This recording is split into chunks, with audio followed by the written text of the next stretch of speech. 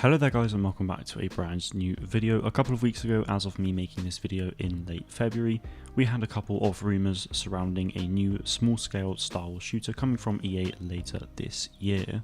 If these rumours are true, then this game is said to have a similar setup to Rainbow Six Siege. It's set between episode 5 and 6 and will include Inferno Squad and Alliance Special Forces in the campaign. Again, if this is all true, then the game will have a small campaign and have a focus on multiplayer like Squadrons. While Squadrons didn't get along for content support, which is understandable considering they said it wouldn't get post-launch content, I feel as though a brand new first-person shooter should get support for at least a year and hopefully more. Rainbow Six Siege has been getting support for almost 6 years now, so why couldn't something like this? Without any Star Wars multiplayer game with content support right now, and with this being the only multiplayer game in sight from EA, they really need to focus on supporting this game as there is a lot they could do with it. That said, these rumours could obviously all be a load of rubbish and we could get absolutely nothing from EA at all. I appreciate it's been a bit of a long intro, but in today's video I really want to focus on what kind of content a game like this could get post-launch.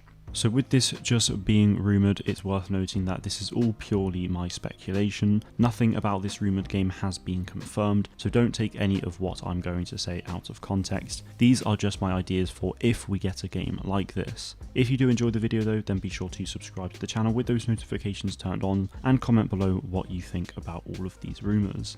So obviously I have no idea if this game is actually going to happen, and if it does then I have no idea what we can really expect from it. But assuming it does set up similarly to Rainbow Six Siege, it will have different characters to choose from in the multiplayer. In Rainbow Six these are called operators, so I'm going to be using that phrase from now on in this video.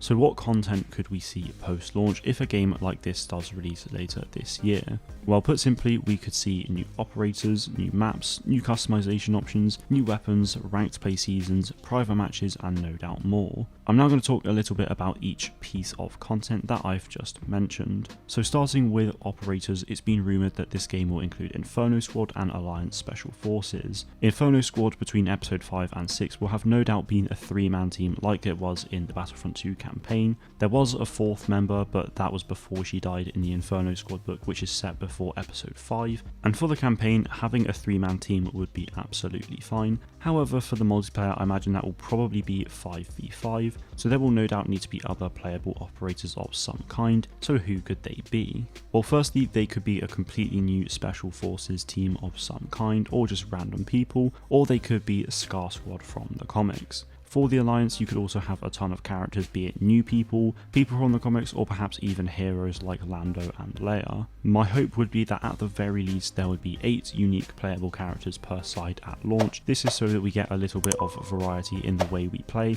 and the way we can team up with others. Going forward then, it means that we could get a new operator or 2 every couple of months, very much like Rainbow Six Siege.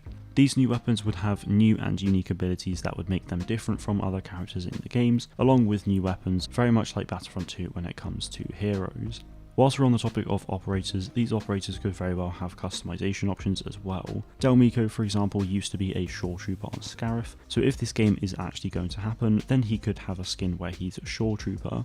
Iden Versio used to be an Imperial pilot, and she's actually one of the ones that you see in episode 4, so she could have a standard Imperial pilot outfit. For the Rebellion Special Forces, they could have skins based on the different types of locations. So for example, they could have the desert, snow and jungle variants of their outfits as we see in Battlefront 2. I'm hoping the Rebellion characters would have more unique outfits than just the standard ones we see in the films and Battlefront, but it would be great to get these different variants of them as I've just mentioned. When I mentioned the different types of content we could see, I spoke about new weapons, and there are 2 ways they can go about doing this. Firstly, they could use the CSGO or Valorant approach where you earn money by playing rounds, which means you can buy other weapons to use from a select range. This range of weapons will be the same for everyone. With this method, you can introduce new weapons every now and again, whether this is just adding that weapon to the catalogue to choose from, or essentially just replacing another weapon for a short period of time to mix things up. What I mean here is that if the game releases with 12 playable weapons, when you add a new one to the game, it could then go straight into it and you can then choose from 13 or 14 weapons or however many there are at the time. Or with the replacing side of things, it means that there are always 12 weapons. Perhaps the IQA-11 is one of the snipers at launch, but then you add the NT242 into the game and that replaces the IQA for a month or 2 until the next rotation of weapons. The other way you add new weapons is simply just by adding new operators. Like Rainbow Six Siege, each operator would then have 2 weapons to choose from. In R6, most defenders will be able to choose from a unique submachine gun and a unique shotgun. Depending on the faction in R6 as well, some operators will have the same gun, but the vast majority of the time they're all completely different, which is something that could be done in this Rumoured game. Both systems have their benefits and drawbacks, and if we do see a game like this later this year, then I'd honestly hope for the R6 approach where everyone has their own unique weapon. I do like the freedom of being able to choose what weapon I want on each round, however having a unique weapon per character just feels a little bit more realistic and therefore less arcade-like. I wouldn't really mind if they went for the CSGO approach, it's just that I would prefer the Rainbow Six one more. Either way, new operators and new weapons allow this game to really dive into new experiences and new tactics. The next thing I want to talk about is new maps. I don't think I really need to be on this topic for long, but with this said to be a smaller scale game, it makes sense that the maps will be small in scale as well, something like the Imperial Station map on Endor in Battlefront 2015. I imagine the maps at the launch of the game will mostly be inspired by the campaign, however going forward it would be really cool to see maps come from other iconic planets in the Star Wars universe, like Naboo or Kashyyyk for example. Finally, I spoke about ranked play and private matches. Firstly, I think private matches should be in the game at launch, and I think it would be really cool to have a ranked play as well with regular ranked seasons. These seasons could very well last 8 weeks long like operations in squadrons, or perhaps even longer, and depending on your rank at the end of it, it would be really cool to get some kind of badge to commemorate your rank. In Rainbow Six you get a weapon charm for your guns, but I think it would make more sense for a game like this if it was some kind of commendation badge that can be viewed on your profile. The badge would change each season and could vary in all kinds of ways. One season could be the Imperial Research Division logo, and the next could be the Phoenix Squadron logo.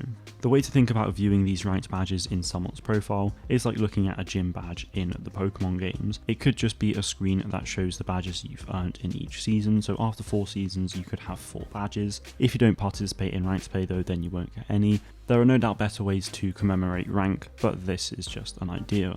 Now it's worth reminding you all that everything I've mentioned in this video is simply just my hopes and ideas for a tactical shooter Star Wars game. It's been rumoured that a game like this could be releasing later this year from EA, however nothing has been confirmed yet and likely won't until EA Play. As awesome as monthly updates would be, I think the best way to service a game like this would be to go on a seasonal basis and update the game with new content every 2 to 3 months like Rainbow Six. These new updates could then add new operators, new maps, new cosmetics and more, as I've mentioned in the video. They could even have a battle pass system as well, but I won't get into that today as I could probably go on about that for a very long time, so I'll probably make a video on that further down the line. Anyway guys, that is going to do it from me today. Let me know in the comments below what you think of my ideas. Thank you all very much for watching, and may the force be with you always.